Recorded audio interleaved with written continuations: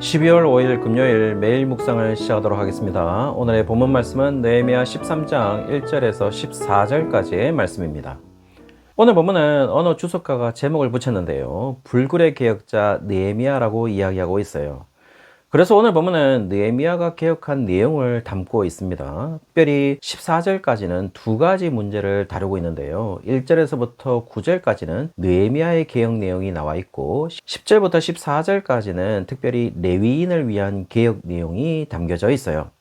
먼저 1절에 개혁의 동력을 이야기하고 있는데요. 모세의 책을 낭독했다는 장면에서 개혁의 동력은 하나님의 말씀이라는 사실을 알 수가 있죠.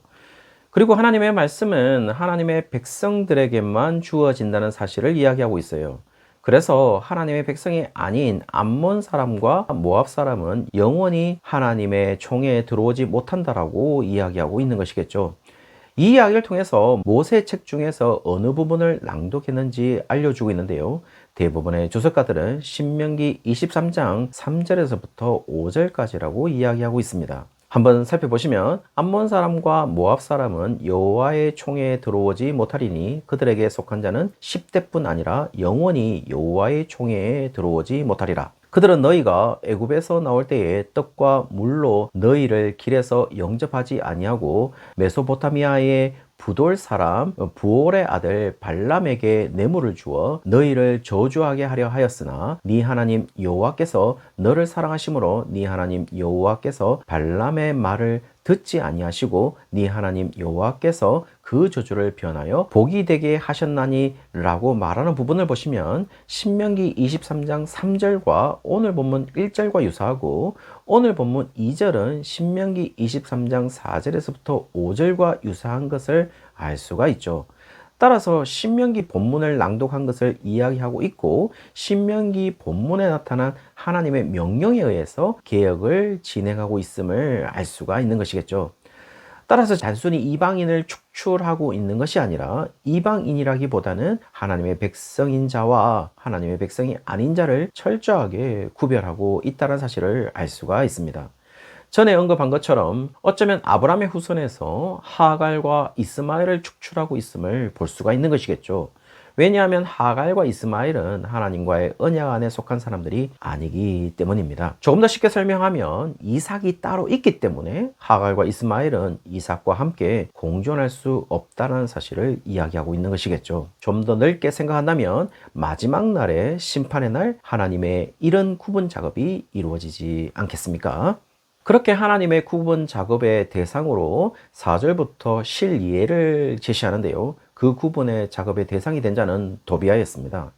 4절에서부터 9절까지 이야기를 쫓아가 보면 당시 사건의 시작은 6절에 느헤미야가 예루살렘에 있지 아니했다라고 이야기하고 있어요. 우리가 잘 알고 있듯이 느헤미야는 처음부터 제3차 귀환을 떠날 때에 바사 왕과 약속한 것은 다시 페르시아로 돌아오는 조건으로 왕이 보냈던 것이겠죠.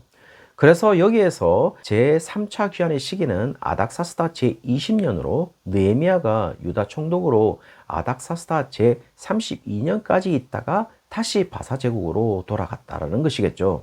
그것은 느헤미야 5장 14절에 기록이 되어 있습니다. 느헤미야 5장 14절에 보시면은 유다 땅 총독으로 세움을 받은 때 곧 아닥사스다 왕 제20년부터 제32년까지 12년 동안은 나와 내 형제들이 총독의 녹을 먹지 아니하였느니라 라고 말하고 있는 것을 보면 아닥사스다 제20년은 기원전 445년이고 제32년은 기원전 433년으로 느헤미야는 기원전 445년에서 433년까지 유다에서 총독으로 지내고 다시 바사 제국으로 돌아갔던 것으로 보여요. 그리고 오늘 사건은 느헤미야가 바사 제국에 있을 때에 발생했다라는 사실을 알려주고 있어요. 그리고 느헤미야가 언제 예루살렘으로 다시 갔는지는 알 수는 없지만 여기에서 언급되고 있는 아닥사스다 1세의 치세 기간이 기원전 424년까지이기 때문에 그 전에 간 것만은 분명해 보입니다.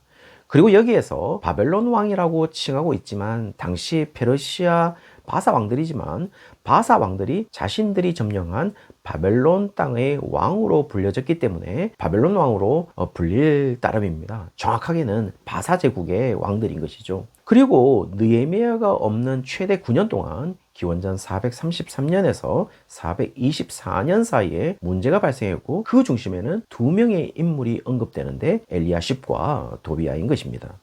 여기에서 엘리야십이 먼저 언급된 대제사장 엘리야십인지는 확실치는 않습니다. 왜냐하면 느헤미야 초창기에 언급되었던 대제사장 엘리야십은 대제사장으로서 느헤미야에게 굉장히 협조적인 사람이었습니다. 그래서 대제사장 엘리야십과 동일 인물이 아닐 가능성을 더 두고 있는 것이겠죠.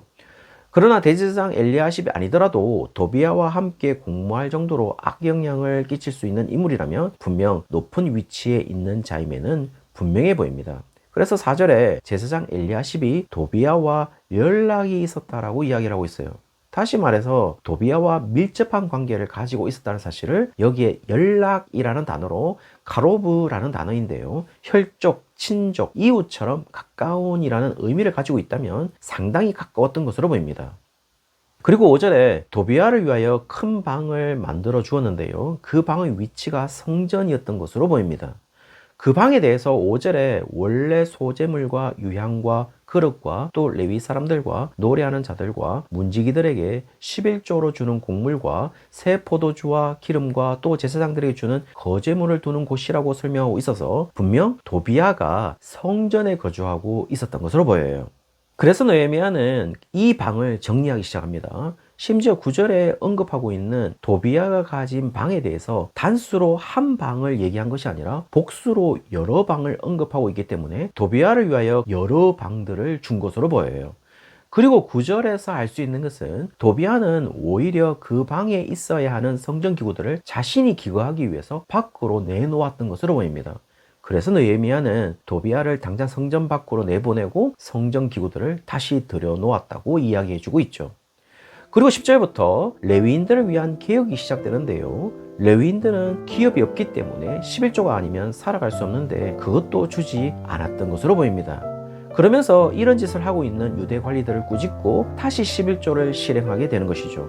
다시 말씀드리지만 11조는 그냥 레위인들과 제사장들을 위한 것이 아니라 언약적 개념으로 하나님이 레위인과 제사장들 외에 하나님의 백성들에게 부어주시는 하나님의 은혜의 결과로 10분의 9를 취하게 되는 것이고 10분의 1을 레위인과 제사장들을 위해 드림으로 모든 것이 하나님의 은혜의 결과임을 시인하는 표시가 바로 11조라는 사실을 말하고 있는 것인데 그것이 이루어지지 않는다는 것은 하나님의 은혜를 하나님의 백성들에게 단절시키는 지심을 이야기하는 것이겠죠. 이제 느헤미야는 다시는 이런 일이 일어나지 않도록 13절에 성전을 떠난 레위인들을 자신들의 직무로 복귀시켰고 자신과 제사장 셸레마와 서기관 사독과 레위 사람 부다야와 하난으로 4명의 위원회를 구성해서 11조와 헌물을 잘 분배하도록 조치를 했던 것으로 보입니다. 그리고 느헤미야가 가진 가장 큰 장점은 자신이 한 일에 대해서 사람에게 기억되기를 원한 것이 아니라 14절에 보시면 하나님이 기억해 주시기를 바랬다는 점입니다. 오늘 느헤미야의 개혁을 통하여서 단순히 개인들의 범죄를 단절하는 것이 아니라 다시 제자리로 돌려놓았던 것을 이야기하고 있어요. 더 정확하게 이야기한다면 제사장 엘리야십과 도비야를 끊어내는 것으로 그치는 것이 아니라 11절에 보시면 하나님의 전이 버림받았다는 것은 단순히 엘리야십과 도비야의 잘못이 아니라 이것을 방치한 유대 관리들의 잘못과 느헤미야 자신의 책임도 있는 것으로 철저하게 하나님의 말씀으로 되돌려 놓고 있다는 것을 말해주고 있죠. 따라서 회복은 단순히 범죄를 단절하는 것에 그치지 않고 그것을 넘어서 하나님과의 관계를 정상화하는 것임을 이야기하고 있어요. 그것은 바로 1절에 하나님의 말씀으로 돌아가는 것임을 이야기하고 있는 것이겠죠.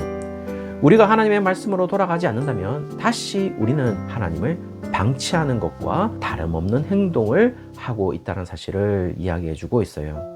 오늘 하루가 우리의 생각이 성취되는 것이 아니라 우리를 향한 하나님의 말씀이 성취되기를 바라며 하나님이 기억하는 삶을 살아내는 날이 되시기를 주의 이름으로 축원합니다.